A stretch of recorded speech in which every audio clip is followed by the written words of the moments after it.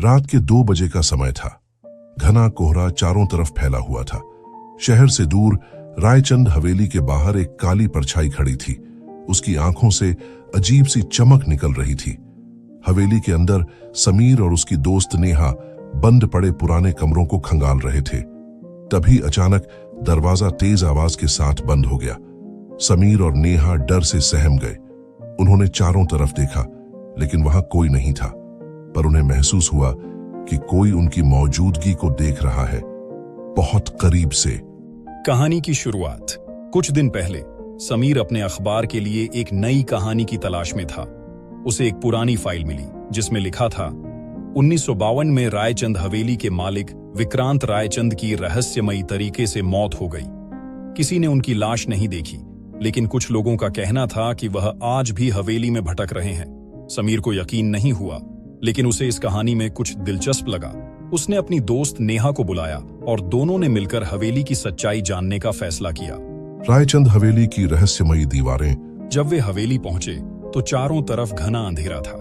हवेली की दीवारों पर पुराने खून के धब्बे थे और दीवारों पर विक्रांत रायचंद की धुंधली तस्वीरें टंगी थीं। लेकिन जो सबसे ज्यादा डरावना था वह था हवेली में फैला भारी सन्नाटा।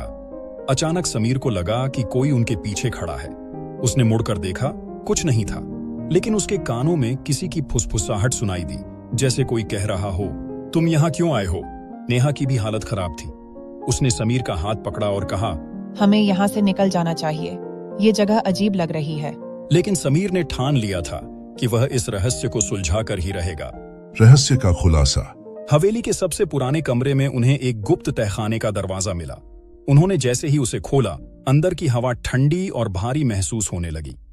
तहखाने में एक पुराना बक्सा रखा था जिस पर लिखा था, मत खोलो वरना तुम भी उसी अंजाम तक पहुंच जाओगे। लेकिन समीर और नेहा ने उस चेतावनी को नजरअंदाज कर दिया और जैसे ही बक्सा खोला, अंदर एक पुरानी डायरी रखी थी। डायरी में लिखा था, अगर कोई यह पढ़ रहा है तो जान लो कि विक्रांत रायचंद की मौत एक हादसा नहीं थी। उन्हें उनके भाई वीरेंद्र ने मारा था ताकि वह उनकी पूरी जायदाद पर कब्जा कर सके। लेकिन विक्रांत की आत्मा अब भी इस हवेली में कैद है और वह अपनी मौत का बदला लेना चाहती है। डायरी के आखिरी पन्ने में खून से लिखा था, जो भी इस राज को खोलेगा वह जिंदा नहीं बचेगा। भूतिया साया। डायरी पढ़ते ही हवेली में अजीब घटनाएं होने लगी। दरवाजे अपने आप खुलने बंद होने लगे। हवा में ठंडक बढ़ गई। नेहा की आवाज कांपने लगी, समीर, हमें यहाँ से निकलना चाहिए। लेकिन तभी कमरे के कोने में एक काली परछाई उभरी। उसकी आंखें खून की तरह लाल थीं और वह धीरे धीरे उनकी तरफ बढ़ रही थी। नेहा ने चीख कर समीर का हाथ पकड़ा और भागने लगी, लेकिन समीर को लगा जैसे कोई उसका गला दबा रहा हो। नेहा ने जल्दी से जेब से माचिस निकाली और डायरी को जला दिया। डायरी जलते ही हवेली में एक जोरदार धमाका हुआ और वह काली परछाई अचानक हवा में घुलकर गायब हो गई। अंत या एक नई शुरुआत। नेहा और समीर किसी तरह हवेली से बाहर निकले। उनके चेहरे पर डर साफ झलक रहा था। वह साया कौन था? नेहा ने कांपते हुए पूछा। समीर ने धीरे से कहा, शायद विक्रांत रायचंद की आत्मा, जो अपने साथ इंसाफ चाहती थी।